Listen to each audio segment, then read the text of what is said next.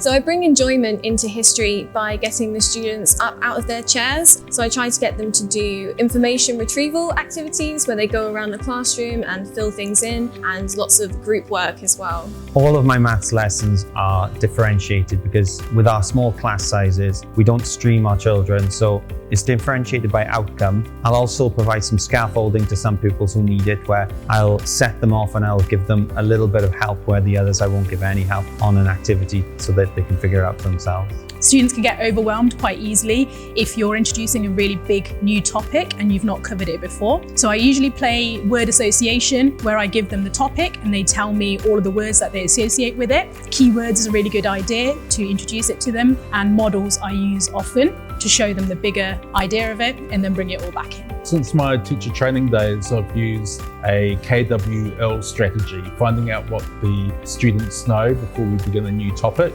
and then having them ask questions about the topic. The great thing about doing this is that at the end of a unit or a topic, we can compare what they knew before a unit with what they knew after we have completed the unit. Being dyslexic myself, I find visual keys and cues are vital. So new vocabulary is always visible. It is also frequently used. It is frequently displayed, and it is also based on practical application. When the students are learning about hardware components, for example, we take apart a computer so that we can see the components, and then we can put the words and the vocabulary to the actual artifacts. So contextualizing science is one of my favorite things to do in class. I get really excited for it. So it's either me giving them an article, a BuzzFeed post, a news clip, a weird Instagram post, anything like that, that will then help them remember it. And it's just making more pathways in their head and gets kids excited for science and gives them opportunities to see jobs that are available in science too. I feel like my love for the subject and my passion really shines through when I'm teaching, and I feel like in a way that can be contagious with the students. If I'm kind of enjoying what I'm doing, I feel like they enjoy writing as well. I also try to include topics that I know that they're interested in and engage with their interests. While they're working, I offer them guidance and support whilst allowing them to have autonomy over their learning. I get bored very easily, so I create lessons that interest me, and as I have a very low threshold for boredom, I also have them set up mostly what's relevant to the subject. I have them set up so that there are different levels of attainment that students can strive for. And so we have a range of tools available to enable different types of learning. I've developed a Google site for each of the subjects so that all the information they need is there, so they can refer to that, and also all the PowerPoints and all the information that we've had during the lessons is all stored. So they've got much access to resources.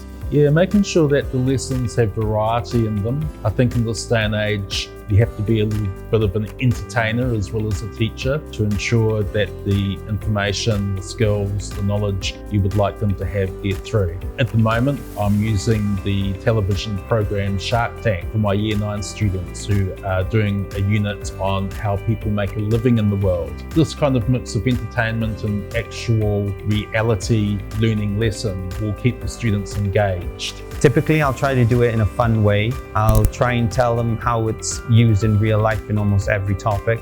I get them up on their feet, I get them up the board, and I'll display a lot of visuals as well if it's a topic which allows me to do so. It's definitely easier for anything that has mensuration. So if you have shapes or data, all of these is a great chance to use media to show them and to introduce something. I assess learning mostly through formative and summative assessments. For formative assessments, I make sure that students are aware of the learning objectives and have a clear success criteria so that they can assess their own work and also do some peer assessing. I make sure to give regular feedback and have lots of discussions so that I can check their understanding. So the second way that I do my assessments is through summative assessments. So this is end of term assessments and also inquiry-based projects and presentations. So keywords is something that is very difficult in biology. Unfortunately, it's very language specific.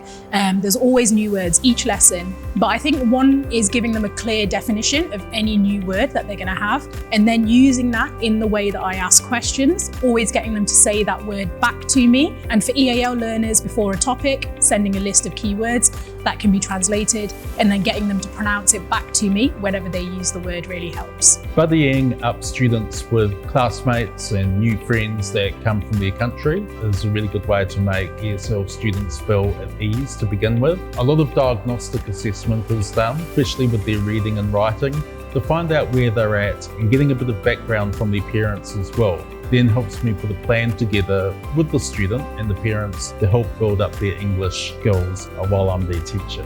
If a student is struggling, then typically if I feel like they need extra attention, I'll wait until I've set the others off so that I don't hold anyone else back while I do some one-on-one time with a pupil. And I'll set up a question where it's partially started or it's asked in a different way where they don't have to make such a big leap of understanding if they haven't got it yet.